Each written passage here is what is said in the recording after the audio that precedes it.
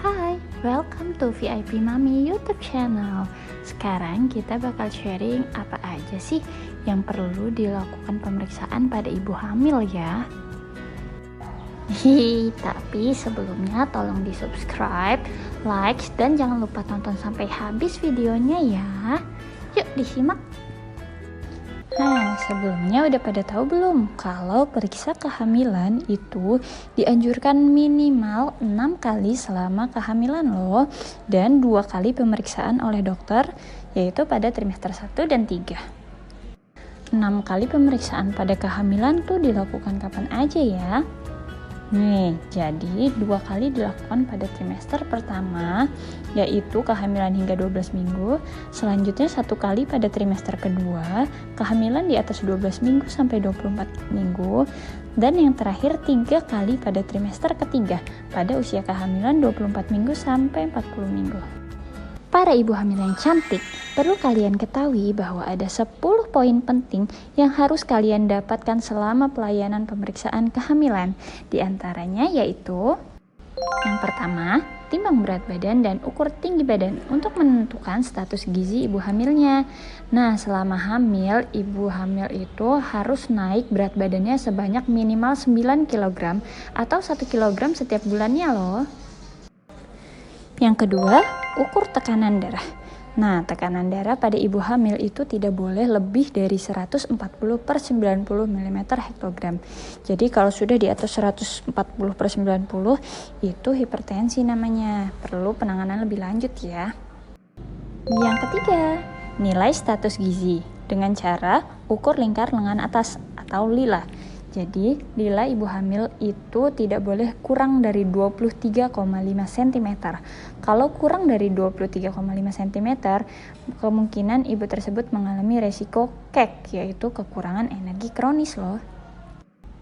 Yang keempat, ukur tinggi fundus uteri atau tinggi rahim. Jadi, nanti dipalpasi tuh sama bidan atau dokternya.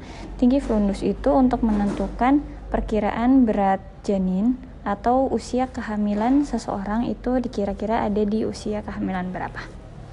Yang kelima, menentukan presentasi janin dan detak jantung janin. Kalau melakukan pemeriksaan kehamilan di bidan, ini biasanya bisa dilakukan kalau sudah di atas usia kehamilan 16 minggu ya. Tapi kalau kalian USG oleh dokter spesialis OB/GYN, itu bisa dilihat loh, sudah sangat jelas dari umur 7 minggu pun sudah bisa terlihat. Yang keenam, screening status imunisasi tetanus dan mendapatkan imunisasi tetanus bila diperlukan. Untuk status imunisasi TT atau tetanus, next Mazel bakal sharing lewat video selanjutnya ya. Yang paling penting di poin ke-7 yaitu tablet tambah darah. Jadi ibu hamil itu wajib mendapatkan minimal 90 tablet tambah darah selama kehamilan loh. Minum tablet tambah darah pada ibu hamil itu sangat penting loh untuk mencegah anemia pada kehamilan dan persiapan persalinan. Jangan sampai nanti nih ketika mau bersalin kadar hemoglobin dalam tubuh kita kurang ya. Jadi semuanya harus cukup untuk mencegah terjadinya perdarahan. Poin nomor 8, tes atau periksa laboratorium.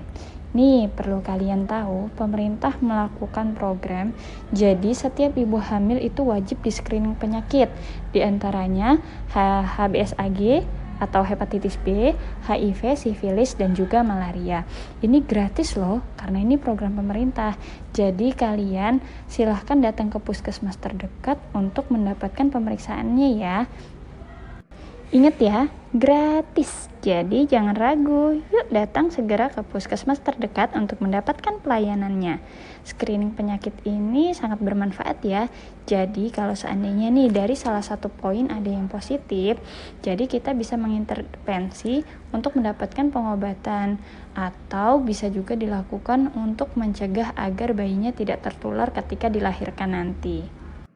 Selain screening penyakit, cek laboratorium juga wajib meliputi kadar hemoglobin. Setiap ibu hamil itu wajib tahu loh kadar Hb-nya di awal dan di akhir kehamilan. Untuk apa sih? Untuk persiapan persalinan. Nih, seandainya kadar Hb-nya rendah, ibu hamilnya bisa mendapatkan transfusi darah. Kalau HB-nya cukup, ya ibunya tidak perlu khawatir. Karena kenapa sih kalau HB kurang itu bahaya? Karena ada kemungkinan bakal terjadi perdarahan hebat loh ketika melahirkan jika kadar HB kita rendah. Poin nomor 9, tata laksana atau penanganan kasus. Jadi apabila ada ibu hamil yang ditemukan bermasalah, itu akan segera mendapatkan penanganan atau segera dirujuk.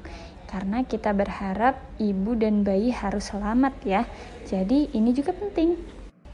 Terakhir, poin ke-10, temu wicara atau konseling. Jadi setiap ibu hamil yang melakukan pemeriksaan itu wajib dilakukan konseling loh.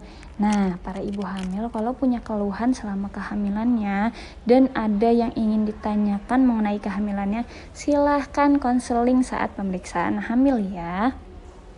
Jadi ingat ya, periksa kehamilan harus meliputi 10T, yaitu yang pertama, timbang berat badan, yang kedua, ukur tekanan darah, yang ketiga, status gizi dengan cara mengukur lila, yang keempat, tinggi fundus dengan cara mengukur tinggi rahim, yang kelima, tentukan detak jantung janin dan presentasi janin, yang keenam, screening status TT, ketujuh, tablet tambah darah, 8 tes laboratorium, 9 tata laksana, dan terakhir temu wicara atau konseling.